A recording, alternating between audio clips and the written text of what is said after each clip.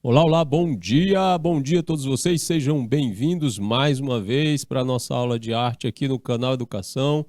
Professor Adeildo aqui com vocês a partir de agora. Bom dia, Audilene, Tailane, Dablo, bom dia para todo mundo.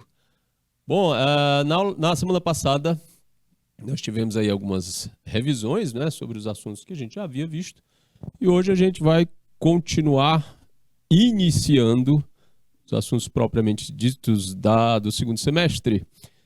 E vamos começar com a representação do corpo e o corpo como suporte. Hoje são 8 de agosto de 2022. O que o corpo tem a ver com a questão artística?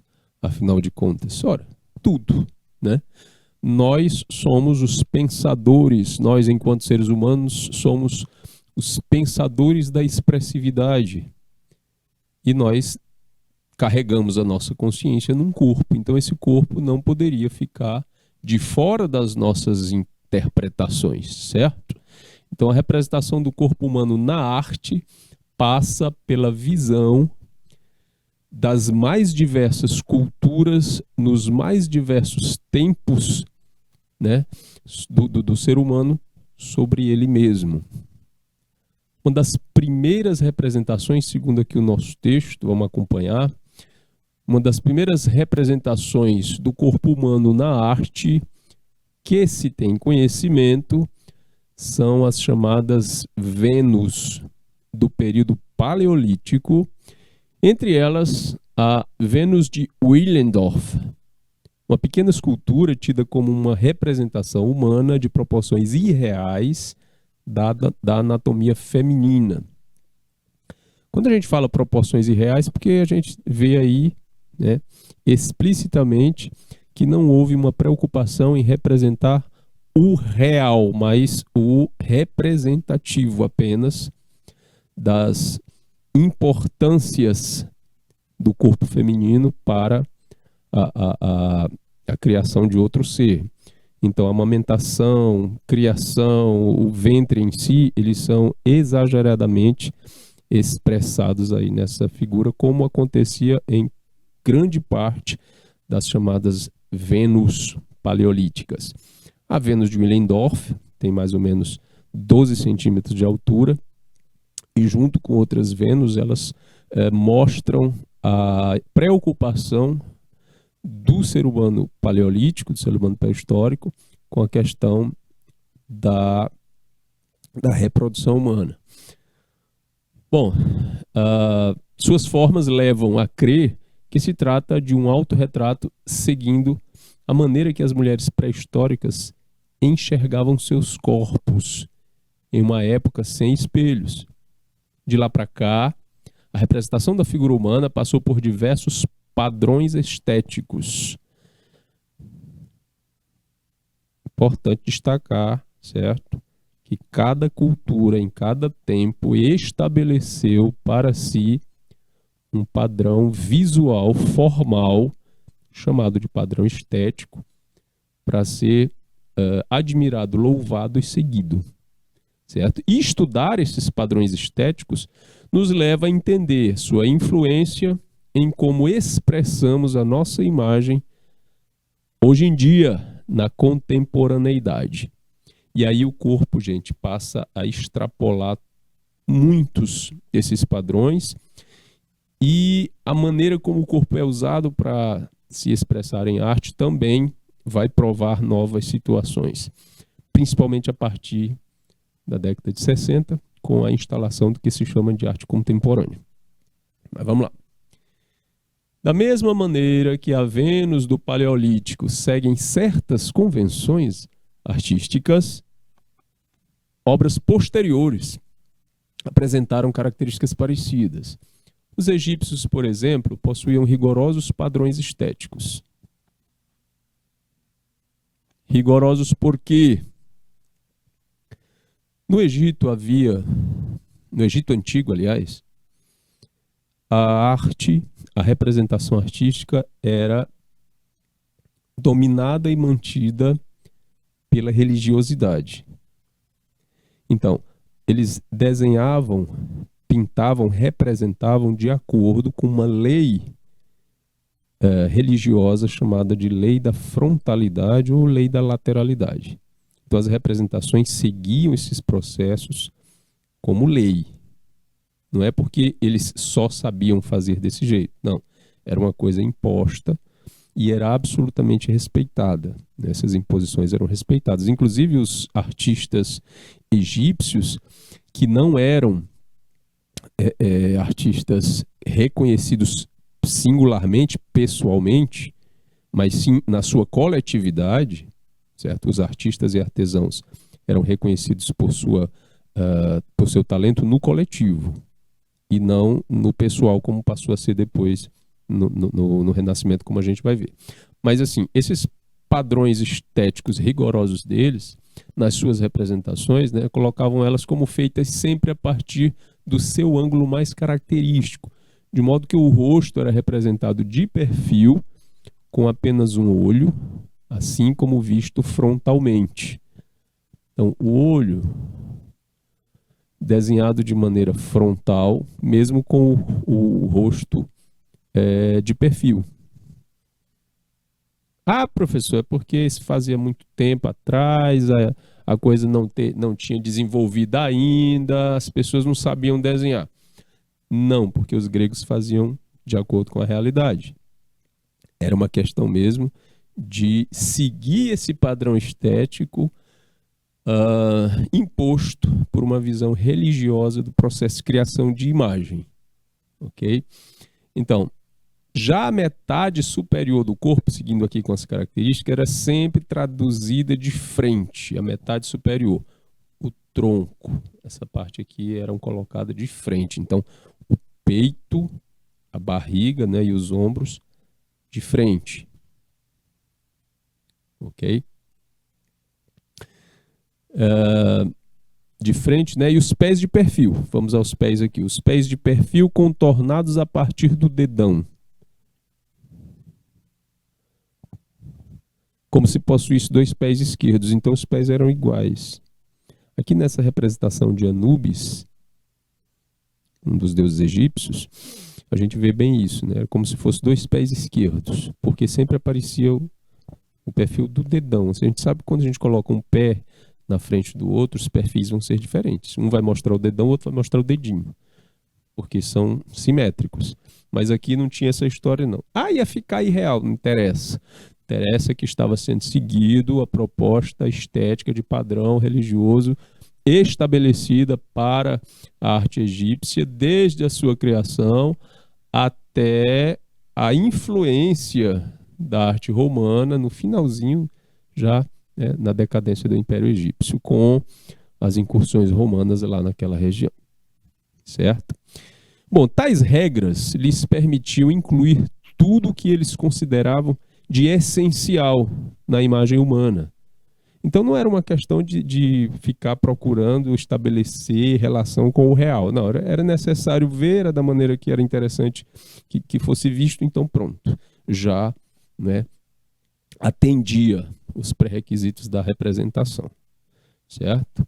Então, além disso, o tamanho das figuras era extremamente importante, pois indicava a posição social da pessoa em questão. Por exemplo, um faraó era representado maior do que sua esposa e, consequentemente, ainda maior do que um criado. Então, quanto maior fosse, na visão da organização social deles, dos egípcios antigos, quanto maior fosse a importância da pessoa socialmente, ela era representada, certo, de uma forma ampliada em relação a outra pessoa de importância social menor. Ok? E isso ainda mora na nossa psique, no nosso psicológico. E exatamente, a gente tende até hoje a ver como maior aqueles que têm destaque social, seja ele em que área for, certo? A gente encara a pessoa como maior. Ou os padrões de imposição dessa questão de quem é grande e quem é pequeno passa por um bocado de coisa interessante, trazendo para agora um pouquinho para o nosso tempo, aquele tempo também. O homem, um homem grande, um homem alto, ele é associado geralmente a uma voz mais grave. Isso na nossa psique funciona assim. Exemplo, uma coisa engraçada que aconteceu comigo. Eu tenho 1,60 m. Aí uma vez eu atendi uma proposta de emprego, de trabalho, pelo telefone. Né? Uma coordenadora de escola me atendeu pelo telefone. E eu estava falando assim com essa voz impostada que eu trago, né? Tanto para a sala de aula como para os lugares que eu trabalho. Quando eu fui encontrar a coordenadora pessoalmente, ela olhou assim, nossa, eu pensei que o senhor fosse mais alto. Exatamente por causa da voz. Enfim, a gente tende a engrandecer através de parâmetros que a gente cria para a gente ou que a sociedade mesmo cria para ela. Aqui no Egito Antigo fica a questão da posição social e o tamanho da representação das pessoas. Bora lá, saindo do Egito para outros períodos. Outros períodos também possuíam peculiaridades em suas representações. Na pintura gótica, por exemplo, o corpo humano existe apenas para contar uma narrativa bíblica. A gente está falando de gótico, então deixa eu inserir vocês aqui no processo. O gótico é uma das fases da arte do período medieval. O que é isso? Vamos lembrar direitinho. A Idade Média começa no ano 476, com a queda do Império Romano do Ocidente, do lado de cá, e vai durar até a queda do Império Romano do Oriente em 1453. Isso vai durar mais ou menos 1000 anos. Nesse período, a Europa vai viver um processo, né, de formação do feudalismo, de imposição do poder da igreja cristã nesse mundo ocidental, né, depois que ela nasce pequenininha no mundo oriental, ela vem para cá e ganha poder em Roma, certo? E se estabelece como, na Idade Média, como o único poder absoluto, apesar, né, dos reis e rainhas que existem nos países independentes. Enfim, essa proposta de criação artística fica na mão da igreja. A Igreja Católica Apostólica Romana. Católica de Catos, que significa universo, então a Igreja Universal, com base nos ensinamentos dos apóstolos e com sede em Roma. Então, essa igreja, depois que o Império Romano desaparece, ela toma conta da situação e vai orientar os processos de produção estética, teatral, musical e de imagem. Então, a produção imagética vai atender essa necessidade religiosa. Nesse caso, como a visão cristã em relação à representação do corpo sempre foi de muita guarda, ou seja, guardar, esconder, certo? Não relacionar o corpo com o espírito, não misturar o corpo com o espírito. Então, necessariamente, essa pintura vai trazer esse corpo humano apenas para contar uma narrativa bíblica. Tinha que ser bíblica, porque estava a serviço o quê? Da igreja, né? Claro. Não existindo, então, uma preocupação com as proporções e a fidelidade. Com o quê? Com o real. Não precisava. Porque isso ia confundir a cabeça do fiel e transportá-lo para uma visão não espiritual. E sim, apenas, né, fazer aí a mensagem, dividir a atenção dele com o real, com a carne, digamos assim. Então não era uma preocupação da igreja fazer as imagens como elas nos pareciam. Por isso, as imagens de destaque das figuras religiosas e bíblicas, elas vão ser um desenho meio feinho, né? A gente olha assim, nossa, esse povo era feio desse jeito naquele tempo. Não, não era isso. Era exatamente para distanciar o observador do real e aproximá-lo do espiritual. Ok? No período renascentista, isso foi acabando, né? Com a influência do greco-romano antigo, lá no período renascentista, e os estudos sobre perspectiva, a principal característica é demarcada pela anatomia bem representada. Isso vai mudar um pouco. Por quê? No período greco-romano antigo, o corpo era a principal forma de aproximação dos deuses da sua criação, que é o ser humano.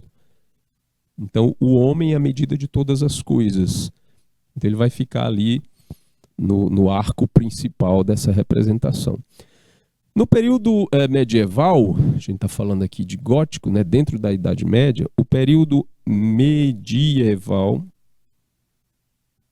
vai se dividir em 3 partes: o período bizantino, o período gótico e o finalzinho, que a gente vai chamar finalzinho do período medieval, que é o Renascimento. Olha só, no período bizantino e no período gótico, as representações vão ser praticamente iguais. Aí vem o período renascentista, que vai se aproximar da linguagem dos greco-romanos antigos. Ok? Aí o corpo vai voltando a ser uma coisa mais importante para ser representada, porque o ser humano volta a ser visto como uma criação importante de Deus. E dentro da sua estrutura corpórea, ele precisa se aproximar dessa força divina. É claro que isso tem também a ver com o desenvolvimento das novas relações de comércio e de uma sociedade, de uma parte da sociedade que estava se erguendo, aliás, certo? Como parte importante que é a burguesia, né? Os comerciantes.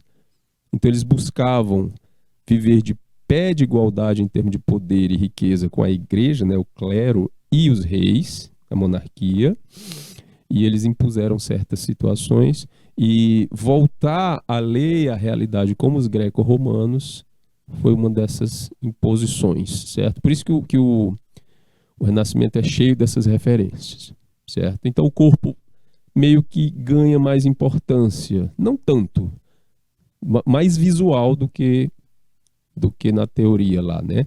Mas assim, é uma renovação.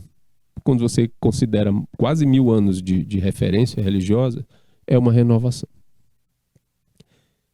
Parte disso, né, desses padrões que assolaram o final do gótico e foram louvados no começo do Renascimento, advém dos padrões artísticos gregos, que buscavam retratar a figura do ser humano com extrema complexidade. Algo facilmente encontrado nas esculturas dessa época, que é o período grego mais expressivo em termos de movimento do corpo, em termos de sentimento de terror, de felicidade ou de dor esculpido no rosto das peças, certo? Que é o chamado período helenístico. Ninguém no mundo, em termos de escultura, chegou tão próximo de uma representação realística do que os gregos dessa época, do período helenístico, naquela região. O corpo para o grego antigo é importante porque eu já tinha falado disso antes, vou reforçar aqui de novo. O homem, o ser humano, é a criatura mais excelente dos deuses gregos. Certo? No panteão grego se destaca Zeus, né, Hera e os outros deuses lá, com características humanas. Então, quando eles têm os deuses deles com características humanas, eles meio que colocam o ser humano também ali, meio que em pé de igualdade a esses deuses. E o corpo humano é visto como um transporte da consciência extremamente importante. Esse corpo precisa estar bem cuidado. Daí, né, os ginásios de esporte e as academias gregas e romanas vão ter bastante espaço na vida do cidadão comum. Esse corpo precisa ser trabalhado, exercitado e moldado. Então a referência de beleza corporal é o corpo atlético. Só que assim, na representação das estátuas, do estatuário grego, eles não vão representar uma realidade total. Eles vão atrás do ideal, do que seria interessante em termos de proporção, altura, certo? E a relação dessas proporções em conjunto. Então, não é exatamente que as pessoas, os modelos fossem exatamente do jeito que eles foram aí esculpidos, mas isso era idealizado, certo? Era uma proposta idealista. E acabou sendo referência de padrão para o que é realmente belo, realmente bonito e interessante. Só que nem todo mundo nasce com essas proporções, especificamente com essas proporções. Aí a sociedade entra numa busca, né, incansável, e isso acontece até hoje, atrás desse corpo que não é o dela. Embora você se exercite, faça esporte, faça academia, coma bem, a sua estrutura corporal pode atingir algo semelhante ao que estão te colocando como referência. Mas você tem que considerar também, nós temos que considerar também, nossa altura, o nosso desenho, o biotipo que a gente tem, certo? Para não ficar sofrendo muito com essas referências. Bom, a exemplo disso, cabe ressaltar aqui, né, sobre essa questão da idealização, a escultura chamada de Laoconte e seus filhos, que data do período helenístico, onde se é possível encontrar um estudo extraordinário dos músculos e do movimento do corpo humano, né, expressões faciais bem representadas e carregadas de sentimento. Para os egípcios, não era importante esse tipo de referência aqui, do jeito que está aqui, do jeito que vocês estão vendo, com a Eles procuravam, inclusive, esculpir a textura da pele, o relevo, né, das veias, das artérias, dos músculos. Os egípcios não estavam preocupados com isso aí, porque a visão religiosa deles os impedia de buscar isso como ideal, certo? Não é que não admirassem, mas não achavam necessário. Uma visão grega para o trabalho dos egípcios, né, também visava isso, de admirar, achar interessante, mas não buscar para si, porque o que eles queriam era enaltecer o ser humano, o corpo humano enquanto criação divina através dessas referências aí, dessas estátuas.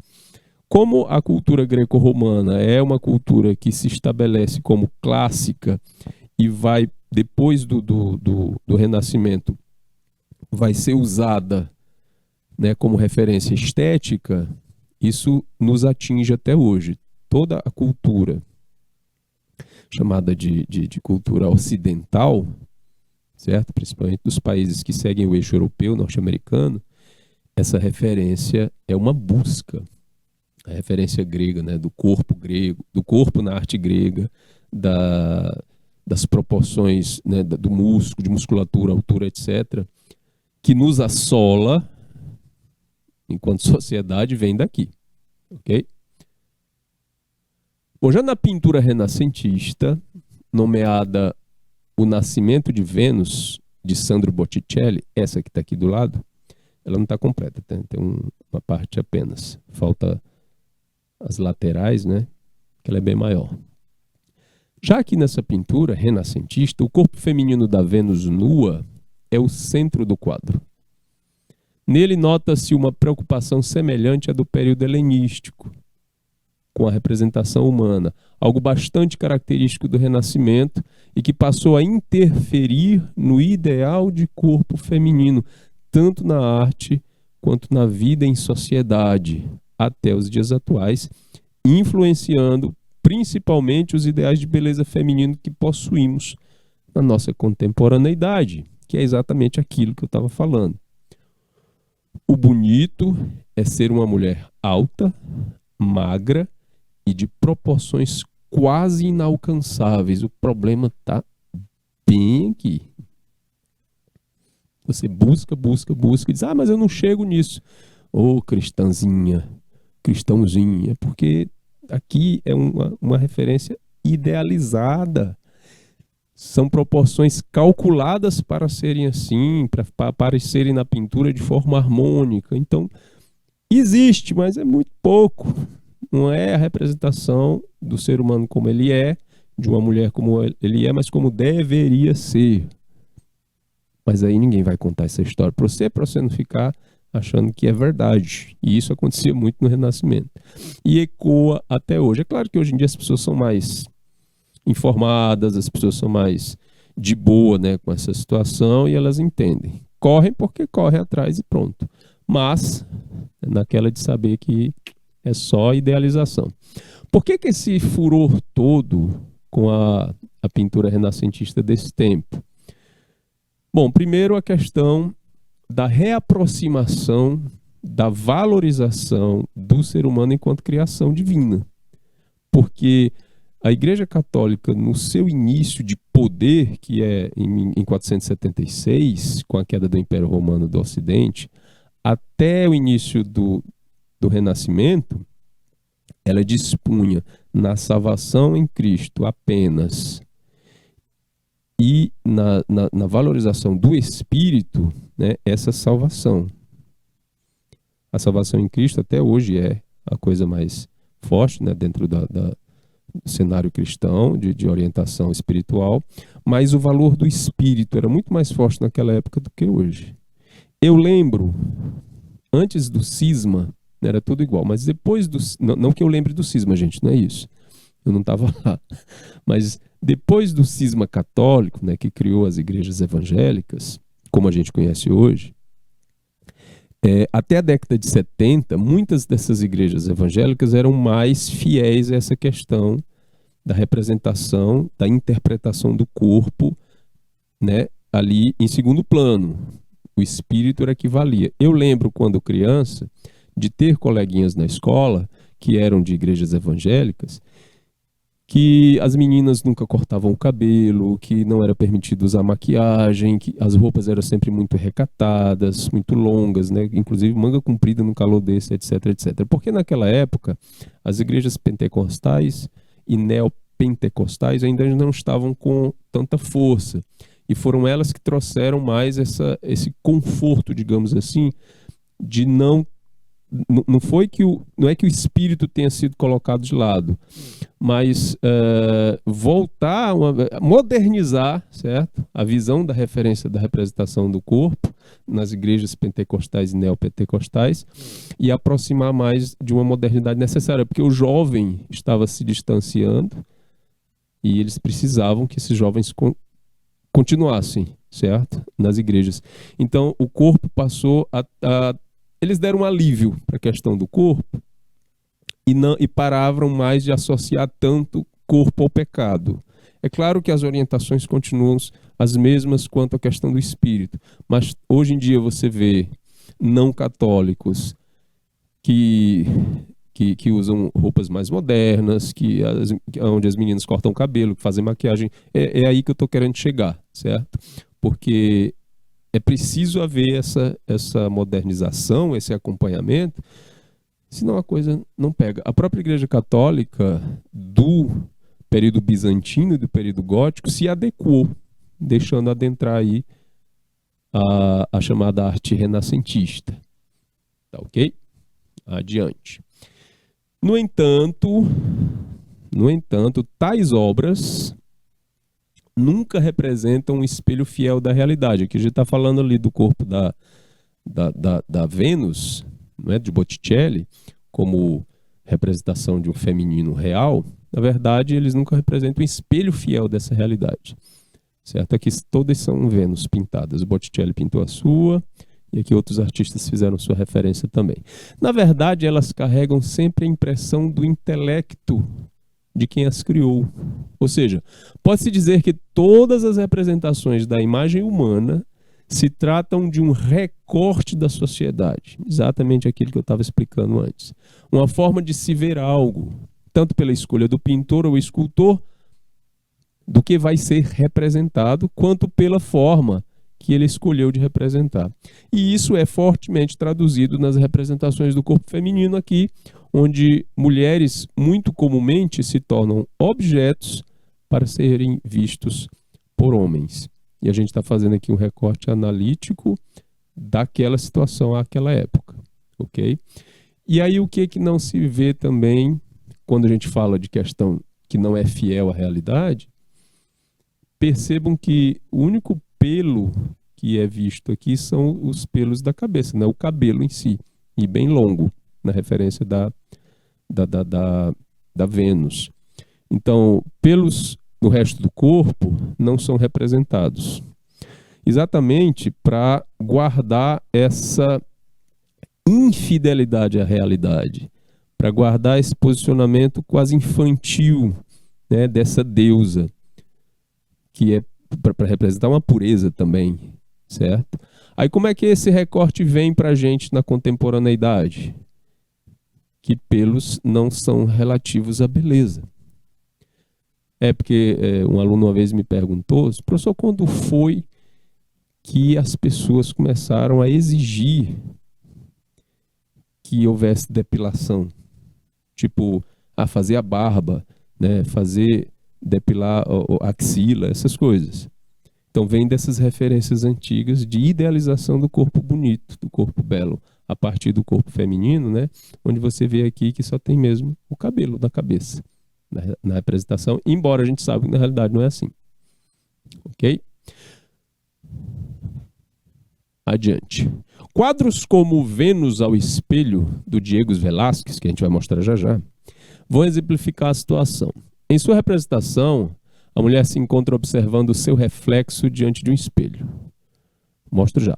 Além do padrão do seu corpo estar associado ao ideal de perfeição grego, o fato dela estar encarando sua imagem cede permissão ao observador, que deve ser preferencialmente um homem, para admirá-la também. Portanto, a forma que o pintor decidiu retratar essa mulher é de extrema importância para complementar o olhar do espectador, constituindo assim um recorte da sociedade machista vigente até os dias atuais. Por isso podemos dizer que a arte é um objeto de representação política e que também serviu ao longo da história para pôr a mulher em seu local ideal, entre aspas, devendo então respeitar o seu papel de sujeição ao homem. Isso aqui é um recorte de leitura dessas épocas que resvalam um pouco também na atualidade, né? E que merece reflexão e pensamento sobre. O quadro é esse aqui. Mais uma vez aquela história de colocar uma mulher adulta com características infantis, quando a gente fala sobre questão da pele e estrutura corporal. Certo? E a referência da pureza também aparece aqui na visão desse anjinho aqui do lado. Esse aqui é uma obra do Antônio Velázquez? Diego. Que Antônio, rapaz? Diego Velázquez. Eu sempre chamo o Diego de Antônio. Certo? O corpo ideal. Agora sim, mesmo a gente sabendo que esses artistas estavam livres para pintar dessa forma, é bom saber também que a igreja nunca deixou de exercer o seu papel. Essas pinturas não eram consideradas de validade espiritual pela igreja. Embora no Renascimento, certo? Tanto Michelangelo quanto Leonardo da Vinci pintaram nas igrejas muitos corpos desnudos, muitos corpos nus. Mas a igreja ficava ali com aquele pé atrás sobre isso, recebia crítica, certo, do povo também, mas ela sempre arranjava um jeito de explicar o porquê do uso, né, do corpo nu. Isso ficou difícil no início, né, da Idade Média, mas lá no Renascimento já foi mais fácil de explicar o porquê. Bom, felizmente rupturas são bastante comuns. Marie-Guilherme Benoist, uma pintura francesa neoclassicista. O que é o neoclassicismo? É aquele movimento que vai, depois do barroco, resgatar a maneira de pintar dos clássicos, que são as referências lá renascentistas. Certo? Então, o Renascimento já vem trazendo aí uma releitura lá do clássico grego. Aí vem o barroco, joga muita expressividade, joga bastante drama em cima da representação, tal, a igreja com toda a força voltando. E aí vem depois o neoclássico para jogar uma calma de novo por cima disso aí. Então essa pintura neoclassicista, né, Guillemine Benoist, ela quebra esse ideal ao representar uma mulher negra apenas posando para um retrato sem acrescentar nenhum elemento exótico ou erótico em seu quadro chamado Portrait d'une Négresse, Retrato de uma Negra. A Júlia Vasconcelos, jornalista, diz o seguinte sobre isso: talvez um homem possa não concordar com minha afirmação e se sentir igualmente satisfeito ao observá-lo, visto que o seio da representada está desnudo, mas, ainda assim, tal quadro demonstra uma ruptura significativa dos padrões artísticos de representação do corpo, dado que, acima de tudo, é uma figura negra em questão. O que ela quer dizer com isso? Que o padrão da pele branca, como representação do corpo humano, já deixa de ganhar tanto espaço. Ele já cede um pouquinho de espaço para outras etnias. Quando a Benoist pinta o retrato dessa jovem negra, certo? Ela rompe uma barreira, onde não é apenas a pele branca que deve ser, né? Aqui, ó, branco, porque aqui era referência de beleza europeia. Aí quando ela vem com a proposta de uma mulher negra, ela já abre um espaço diferente de proposição, de quebra, certo, desse padrão. Ok? E sem fazer uma erotização. Embora ela esteja com o seio desnudo, é quase como um ato de amamentação. Ela não está com o bebê no colo, mas é quase como isso. Certo? Aí o que eu estou mostrando para vocês exatamente é a movimentação dessas representações do corpo durante os processos de transformação das visões artísticas através do tempo. Certo? Slide 10, vamos adiante. Outro exemplo relevante dessa mudança se encontra nas vanguardas. Então o corpo vai encontrar mais modificação em relação aos padrões estéticos clássicos nas vanguardas. E as vanguardas são aquelas que eu já tinha falado para vocês uma vez, né? Elas quebraram essas propostas tradicionais, aí veio o cubismo, o expressionismo, né? Cubismo, o fauvismo, o dadaísmo, o surrealismo, esses ismos todos vieram quebrando todas essas propostas que eram consideradas como únicas na representação artística, principalmente do corpo. Então foi a possibilidade de simplificação das formas que possibilitou novas configurações artísticas e deu origem a esculturas como O Homem que Aponta, de Alberto Giacometti, essa escultura aqui. Você olha e diz assim, nossa, parece um stickman, né? Não parece o que você faz? Cabecinha, as perninhas, bracinho. Lógico, não é exatamente igual, mas é só isso. Longe, longe, longe demais ali do Laocoonte e seus filhos, lá na Grécia. O nome da escultura é O Homem que Aponta. Na verdade, ele está apontando mesmo para cá. É do Alberto Giacometti. Então a gente vê isso, esse distanciamento dessa colocação clássica de representação da realidade do corpo a partir de esculturas assim, certo? Ou como na pintura As Meninas de Avignon, As Senhoritas de Avignon, de Picasso, que demonstra o quê? Para figurar o ser humano, não necessariamente é preciso o compromisso com a realidade ou com o detalhamento da anatomia, como nas esculturas gregas, por exemplo. E a gente vê isso hoje em dia aonde também? Nos animes. Vou chegar mais perto de vocês falando de anime. A construção do corpo nos desenhos de mangá e de anime, certo? São longe da realidade, principalmente do rosto. A proporção entre boca, nariz e olhos, né? Olhos sempre imensos, nariz diminuto, aliás, boca diminuto, nariz diminuta, nariz quase inexistente, são propostas que estão presentes em todos os desenhos dessa característica, né? Mangá ou anime. Isso é um distanciamento para criar um distanciamento do real para criar uma outra atmosfera. E isso está presente aqui com o mesmo objetivo, distanciamento do real para criar uma outra atmosfera.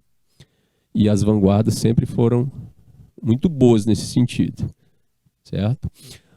E como linguagem, né, essa questão vai passar por várias interpretações, inclusive a da deformação, né? Deformar o corpo para criar outra atmosfera. Sendo assim, alguns ideais criados na arte nos influenciam até os dias atuais, na medida em que, no geral, ainda buscamos a perfeição da representação da nossa imagem em nossas redes sociais e ainda tentamos alcançá-los em nossas vidas fora das telas. Como é que a gente faz isso? A gente vê primeiro a referência. E a referência está onde? Está na mídia. Está na TV, está no cinema, está na revista, está na publicidade. Aí você vê aquilo como parâmetros e vê as pessoas comentando e falando: isso aqui é bonito, fulano é bonito, não sei o que tal, fulano é isso, aquilo, outro.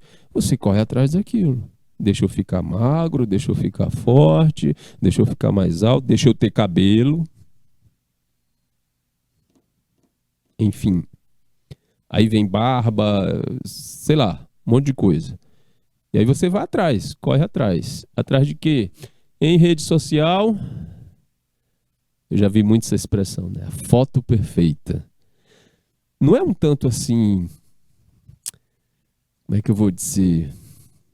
Não seria injusto, não é bem injusta a palavra. Mas não é de judiar um negócio desse, você usar essa palavra tão forte, perfeito. Porque a gente sabe, já apresentei aqui várias vezes para vocês, que culturalmente cada situação vai ter sua ideia de perfeição. A gente viu aqui, os egípcios tinham uma ideia de perfeição, os gregos tinham outra, né? O pessoal da Igreja Católica na época da Idade Média tinha outra referência de perfeição. Então o que é uma foto perfeita hoje? Segundo o texto mostra aqui pra gente, é essa foto que te enquadre dentro desses parâmetros de consumo das redes sociais. Iluminação, roupa, maquiagem, cabelo quando tiver. Ou até quando não tiver também, você tem que estar. É o desenho da cabeça. Uma vez eu ouvi várias vezes de que para ser careca tem que ter um desenho na cabeça legal. De que, meu Deus, só será possível. Enfim, o que acontece com a gente? Onde é que a gente vai ver isso?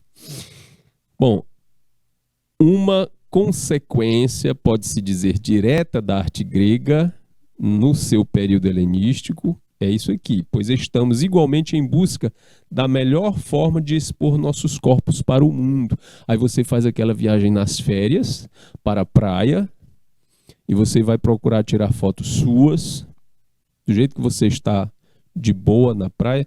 Tem homens que gostam de usar sunga, tem homens que preferem estar de calção, né? As meninas, as mulheres geralmente estão aí com um leque imenso de opções para sair à praia, né? Com canga, sem canga, biquíni de todo jeito, maiô, etc. Mas cada uma vai buscar, para poder exibir as suas fotos em redes sociais, o melhor ângulo possível. Certo? Tem sempre aquela coisa, você vai posar para uma foto? Não, tira a barriga. E a barriga é uma preocupação. Por que a barriga é uma preocupação? Gente, voltando aqui. A gente tem o quê? Esse tipo de barriga. Na representação lá do Renascimento. Voltando mais atrás no tempo. Essa aqui é a barriga grega. De idealização da beleza. Por isso que hoje a gente ainda tem essa história de minha barriga. Eu vou tirar uma foto. Não, por favor, tire de um ângulo que minha barriga não pareça. Quando, na verdade, barriga é barriga. Barriga você tem ou você não tem. Mas eu posso não ter. Pois cuida.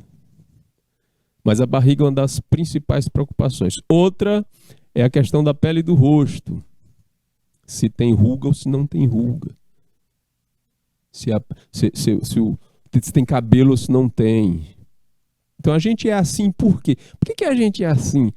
Por causa desse legado, por causa dessas referências todas. E tá tudo bem, porque a história é nossa, a história da humanidade é essa. Precisa muitas vezes ser revista, precisa ser refletida, precisa. Mas está aqui. Aí eu trouxe essa foto, certo? O rapaz geralmente jovem, porque a juventude é uma coisa ainda muitíssimo valorizada.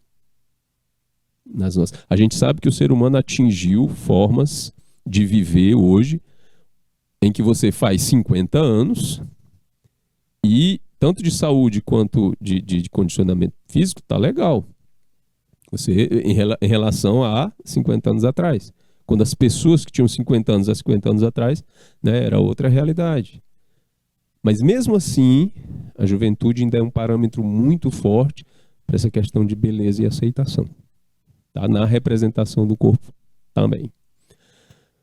E focando numa coisa mais específica, certo? Do trabalho dos artistas, eu vou trazer aqui para vocês como Leonardo da Vinci, artista do Renascimento, procurava, né, referência para a representação do corpo naquela época, na época dele, certo? Bom, houve uma época em que o homem teve que recorrer ao desenho para retratar sua imagem de descoberta rumo ao interior do corpo humano. Os portugueses nem haviam chegado ao Brasil quando Leonardo da Vinci, que nasceu em 1452 e morreu em 1519, começou um dos mais impressionantes levantamentos de anatomia para entender o funcionamento de órgãos, do esqueleto, dos músculos e tendões. Essa é a história pouco conhecida do artista anatomista italiano, sim, além de pintor, escultor, músico, cientista, arquiteto, engenheiro e inventor, ele também atuou na medicina. Mais um para sua coleção, né? Você não sabia, não? Pois é. E aqui um dos autorretratos mais realísticos, né, associado ao Leonardo da Vinci. Esse pintor florentino que despontou como um dos maiores gênios da humanidade. Bom, ao longo de 15 anos, entre 1498 a 1513, o Leonardo desenhou órgãos e elementos dos sistemas anatomofuncionais do corpo humano em um estudo que começou pela leitura das obras de autores da medicina pré-renascentista, como Galeno de Pérgamo, Mondino dei Luzzi e Avicenna. Ele também participou de dissecações do corpo humano e de diversos animais. Ressaltando aqui que a igreja proibia. Absurdamente e absolutamente a igreja proibia você dissecar corpos humanos, porque era considerado, né, um pecado muito, muito grande de você incomodar o corpo da pessoa depois de morta. Certo? Aí como é que o Leonardo conseguia estudar isso? Porque tinha um mercado paralelo, né? Naquele tempo já tinha isso, de corpos, né, que eram comercializados para esse tipo de estudo, principalmente pelos médicos. Certo? Já imaginou você ser médico, ter que entender do processo, né, da parte interna do corpo, mas você, sendo cristão, né, sendo católico, ser impedido de fazer uma dissecação? É complicado. Bom, então ele participou de dissecações do corpo humano e de diversos animais, porém jamais terminou e publicou a obra que, segundo pesquisadores, poderia ter revolucionado a medicina mais de 20 anos antes que o belga Andreas Velácius, considerado o pai da anatomia, publicasse seu livro De Humani Corporis Fabrica, de 1543, obra que marca a fase inicial dos estudos modernos sobre anatomia. Aqui um dos desenhos do Leonardo da Vinci. Por que o Leonardo se preocupava com esse estudo? Principalmente porque ele era um curioso incurável, por tudo enquanto o homem se interessava. E também por causa de um provável transtorno do déficit de atenção e hiperatividade. Sim, ele tinha TDAH. Ele quisesse se aventurar por tudo enquanto que era a área.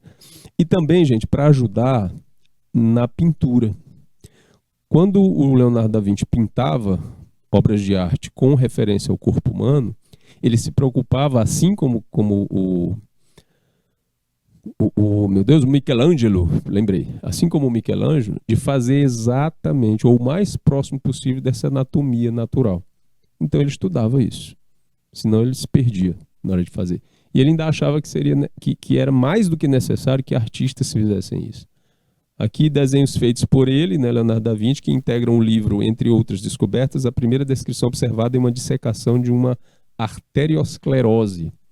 Para entender as implicações e a importância dos estudos anatômicos realizados durante o Renascimento, basta imaginar que por quase 1000 anos, questões religiosas e culturais impediram o homem de explorar o próprio corpo e de entender o funcionamento da máquina humana. as dissecações, é porque assim, era tudo muito na base do, porque Deus quer. Por que é desse jeito? É porque Deus quis, Deus fez, é perfeito e pronto. E as pessoas se contentavam com isso. As mais inquietadas e curiosas, não, elas queriam saber. E graças a elas, a gente tem a medicina desenvolvida. Graças a Deus, né? Então vamos lá. Essas dissecações, o funcionamento da máquina humana, né, as dissecações para as observações diretas do corpo humano não eram permitidos nem adotadas pelas escolas de medicina medievais. É a história desse período e o contato com as imagens de mais de 1.200, eita, corda Deus, 1.200 desenhos anatômicos produzidos pelo próprio Leonardo da Vinci que tornam interessante esse livro, né, os Cadernos Anatômicos de Leonardo da Vinci, que foi publicado pela editora Unicamp aqui no Brasil, né, e Atelier, chamado Leonardo on the Human Body. Com seus estudos anatômicos, o Leonardo da Vinci ultrapassou os conhecimentos dos artistas de sua época. Estão vendo? Essa questão da pesquisa. Ele vai pesquisar, estuda anatomicamente e ultrapassa os conhecimentos dos artistas da época dele, né, dando chega para lá na concorrência, né? Pois, ao observar o interior do corpo humano, ele viu de perto as características dos seus músculos, dos seus órgãos vitais, e mais ainda tentou e conseguiu entender e dar explicações lógicas sobre os seus movimentos, sobre as suas ações e sobre suas funções. De acordo com a explicação aqui, né, no texto do cirurgião do coração Pedro Carlos Piatino Lemos, professor da Faculdade de Medicina da Universidade de São Paulo, que traduziu um livro do inglês para o português, esse livro que traz o estudo do Leonardo da Vinci, certo? Em parceria com a tradutora Maria Cristina Vilhena Carnevale. Por que era importante, principalmente no Renascimento, o Leonardo da Vinci entender tanto de anatomia para ele chegar perto de uma perfeição, digamos assim, na representação do corpo humano, nas pinturas, nos murais, né, que ele fazia, junto com outros também interessados nessa área, que era Michelangelo. Porque, como a gente viu lá no início da aula, o ideal greco-romano, que a gente chama de clássico, era de homenagear, louvar o corpo humano como a maior criação de Deus, a maior criação divina. A referência, o animal especial entre todos os animais da criação. E aí, quanto mais você estudava anatomia, conhecia os processos de movimento, de textura, de volume, mais você era capaz de, como artista, representar essa perfeição. Por isso a preocupação tão grande do Leonardo e do Michelangelo. Só que o Michelangelo se limitava à questão pele, músculos e ossos, porque para ele era o que bastava. E o estudo de luz e sombra. Leonardo da Vinci ia ao extremo, como esse desenho aqui de um útero aberto. Para a época, o desenho de Leonardo era um avanço surpreendente diante das caricatas e simples ilustrações encontradas, por exemplo, na obra de Mondino dei Luzzi, denominada Anatomia. Havia um menosprezo pelo valor pedagógico da imagem nos estudos medievais de anatomia. Uma imagem do Mondino mostra ao fundo um professor lendo um texto de anatomia escrito em latim e sem figuras, enquanto seus alunos à sua frente, auxiliados por um tutor, dissecam um corpo humano. No Renascimento, essa dinâmica de aprendizagem foi rompida e os estudos de anatomia nunca mais foram os mesmos, pois o próprio professor passou a mostrar diretamente no cadáver os aspectos dos elementos anatômicos. E aí Leonardo da Vinci se esbaldava com essas dissecações, certo? Porque assim, isso é uma análise dos meus conhecimentos. Eu não sou psicólogo nem nada, mas assim, a gente sabe e conhece como educador também dos diversos comportamentos psicológicos. E no TDAH tem uma coisa chamada hiperfoco. O portador de transtorno de déficit de atenção e hiperatividade, ele trabalha com muita coisa ao mesmo tempo, mas não foca em quase nada. Mas quando ele encontra um foco, aí ele joga todas as energias de curiosidade, pesquisa e aprofundamento naquele foco, que a gente chama de hiperfoco, certo? Uma característica própria de quem tem TDAH. E o Leonardo da Vinci mergulhava fundo mesmo. aqui um desenho da tentativa, né, bem sucedida, de compreensão das estruturas de um útero com o feto dentro, e do mesmo jeito ele lançava essa curiosidade para outras áreas. Aqui o coração, estou com menos de 2 minutos. Apesar do brilhantismo dele, certo, o trabalho desapareceu durante vários séculos, até ser encontrado e publicado após a morte do artista anatomista em 1519. Todos os desenhos e textos que ele produziu foram herdados por seus discípulos, né, Francesco Melzi, que os guardou até 1570. A partir daí, os caminhos percorridos pelas folhas dos diversos cadernos de Leonardo, particularmente as folhas dos seus estudos de anatomia, são pouco conhecidos. Em 1690, conforme pesquisas dos tradutores americanos, há evidências de que elas já estavam na Biblioteca Real de Windsor, na Inglaterra, como parte da coleção real. Ali um desenho do coração. O primeiro esforço para levar os desenhos e os textos anatômicos para o conhecimento público ocorreu em 1898, com a publicação de alguns deles por Theodor Bachnokov, voltada mais para a curiosidade dos leitores e para o fato de ser uma novidade e menos para a importância do estudo realizado. Apenas no século passado houve um trabalho adequado para organizar os desenhos e traduzir os textos. No Renascimento, o desenho mudou e ajudou a ciência. Até o final da Idade Média, o desenho apresentava figuras que deveriam ser adotadas, a exemplo de outras culturas do passado, mas o Renascimento alterou esse caráter e permitiu que os artistas representassem o mundo. Outra referência importante do Leonardo da Vinci é o homem vitruviano, certo? Eu não vou ter tempo para falar com profundidade aqui dele, mas eu prometo que numa próxima aula eu já começo com isso aqui. É uma referência da medida, né, da organização do ser humano nas medidas de geometria, certo? Bom, então na próxima aula eu retomo daqui do homem vitruviano. A gente se encontra na próxima sexta-feira. Um grande abraço, muito obrigado e até a próxima. Tchau!